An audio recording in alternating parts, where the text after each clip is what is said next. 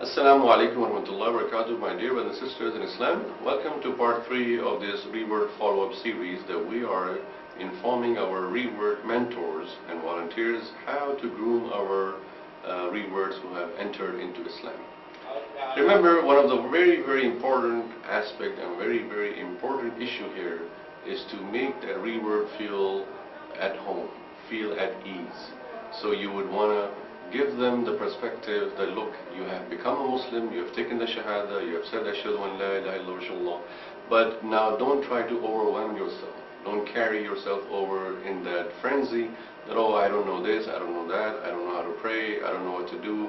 So your perspective as a volunteer from a Muslim, you have to teach that reword, that new Muslim, that everything will happen gradually, step by step. We cannot do everything on the first day and the first night.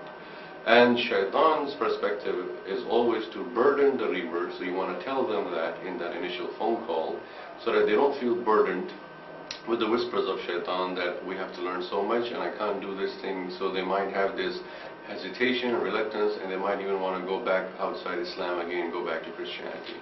So from Islam's perspective, we request our volunteers to tell the reword in that first initial phone call that please be patient, be perseverant, relax. We will teach everything to you step by step, and you will also need to learn in baby steps so that you can groom yourself gradually. Because doing everything quick and fast may spoil the whole grooming process. Because remember, Islam Reword Follow-up Program is a whole learning curve which happens gradually and slowly. So having said that, when you tell the person, if they have any initial questions, you can ask them that you have any initial questions, and if they say, yeah, I don't know how to pray, I don't know how to read the Quran, or something like that, then you tell them that this is why we want to make an appointment with you, so we can take you to the mosque, to the masjid, and you can meet the imam, meet the Muslims there. Also learn practically how Muslims pray in the masjid. We can have a small session of recitation of Quran, and you can sit in a circle in the masjid along with the imam or some other brothers or sisters in the masjid, depending on who the reword is. And if you are a female or male, you can tell them that the females will sit together and learn the Quran, and the males accordingly. So therefore, this masjid appointment is very important to seek, because maybe the reword might be very busy, very hectic in the schedule, so you still want to give them the importance that we have to secure this appointment here in this first initial phone call, so that they don't slack off. Because if we don't do it now, they will slack off, they'll become lazy, and the follow-up becomes more slower, and then gradually and slowly they will dwindle away from the path of learning Islam.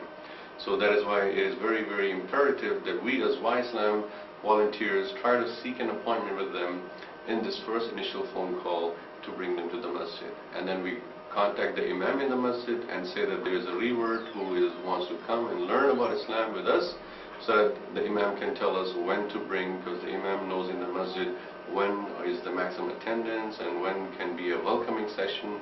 Now when you bring them to the masjid, introduce them to the imam first, introduce them to the Muslims that are there in the masjid, and maybe even do another shahada over there on the microphone in front of the people right after the salah, and introduce the reword to the local gathering that this is a person who has become Muslim recently through Islam organization, and Islam is working with them and helping them to learn Islam gradually.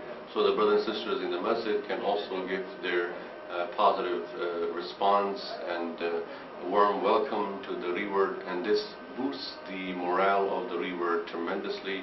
It uplifts their self-esteem, and they feel happy and relaxed that they have a big family to share with.